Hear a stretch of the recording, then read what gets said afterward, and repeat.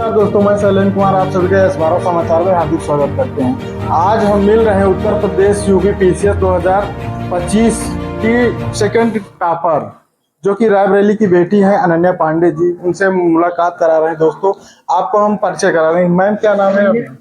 अनन्या त्रिवेदी जी, क्या नाम है? जी मेरा मेरा नाम अनन्या त्रिवेदी है और यूपी पीसीएस 2024 की परीक्षा में मेरी सेकंड। अच्छा, तो आपने वो स्कूलिंग कहाँ से की? हाँ, स्कूलिंग मैंने एचएस पब्लिक स्कूल रायबरेली से की है। 12th यहीं से कंप्लीट किया है और ग्रेजुएशन जो है मैंने सोशियोलॉजी ऑनर्स से बनारस हिंदू यूनिवर्सिटी से की। तो आपने कब ये प्लान बनाया था कि मुझे यूपी पीसीएस में जाना है? सोचा तो कभी बचपन में ही था, क्योंकि नॉर्थ इंडियन बेल्ट में यूपीएससी के बारे में तो सारे बच्चे जानते हैं और एकेडमिक्स में थोड़ा ठीक था, तो ये था कि हाँ इस पे करना है। फिर जब बड़ी हुई इसके बारे में और जाना समझा, तो जो इसका जो प्लेटफॉर्म की डाइवर्सिटी है, मुझे लगा कि मेरी पर्सनैलिटी डेवलपमेंट की और मेरे एप्टीट्यूड के लिए ये जो है एक सही फील्ड होगी।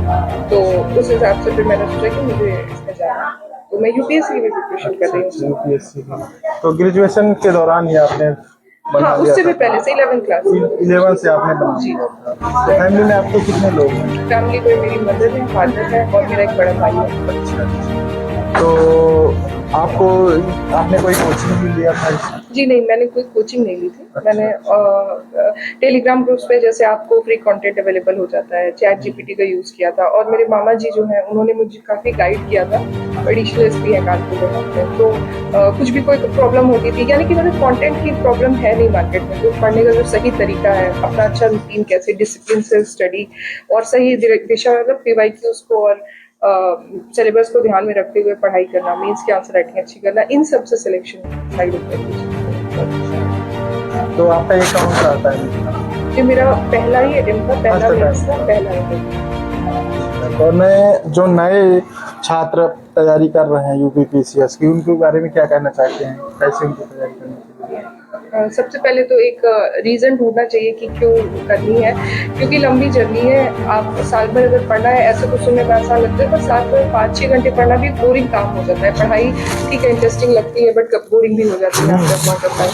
तो अगर आपकी ये आदत नहीं है कि आप इतने घंटे लगातार बैठ के पढ़ सकते हैं, तो उसके लिए फिर ये है कि थोड़ा सा सोचना पड़ेगा। बाकी अगर मोटिवेशन होता है तो, और मोटिवेशन ऐसा नहीं कि मोटिवेशन थोड़ा सा उछला नहीं होना चाहिए, थोड़ा सा आपको पता होना चाहिए कि आप किस सर्विस में जा रहे हैं, आपको लॉन्गर टर्म में लाइफ को कैसे देखना है, उस तरीके से। मतलब यूपी पीसीएस या यूपीएससी कोई एंड गोल नहीं है, तो थोड़ा सा रियलिटी में रह के आप इसको देखें, इसकी सारी चीज़ों को समझें और प्रैक्टिस करें तो बेटर रहेगा।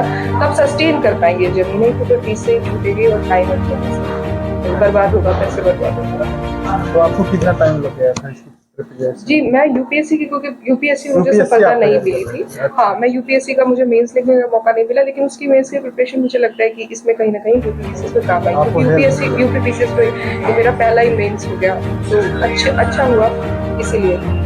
तो लगभग पढ़ाई हाँ, मतलब 3-4 साल यूपीएससी को हो गए थे और यूपी पीसीएस में तो पहले ही मेंस था। अच्छा। तो फिर उसका मुझे लगता है कि फायदा हुआ है। मुझे ऐसा नहीं था कि बेस, क्योंकि जीएस के तो सारे पेपर सेम है यूपीएससी और यूपी पीसीएस में, तो ओवरलैप था, तो हेल्प हो गई उससे।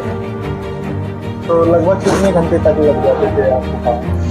देखिए, बहुत ज्यादा भी नहीं और बहुत कम भी नहीं, मतलब बीच वाला था कि 5-6 घंटे की तो हाँ कंसिस्टेंसी के साथ पढ़ाई तो डेली ही करनी है, चाहे थोड़ा कम पढ़ा, किसी दिन ऐसा भी हुआ कि नहीं हुई है। लेकिन जैसे एग्जाम क्लोज आता था, तो उसके 3 महीने पहले, प्री के 3 महीने पहले, मेंस के जो 3 महीने मिलते हैं, प्री के बाद जब प्री हो जाता है, तो उसमें फिर आप अच्छे से 8-10 घंटे की पढ़ाई करते हैं, तब अच्छा करके। और मेंस में तो आप ज़्यादा, मतलब 8-10 घंटे की लगती है रेगुलर पढ़ाई, तो वो बस उसमें जरूरी होता है। बाकी साल भर आप थोड़ा जितना भी टाइम निकालना है।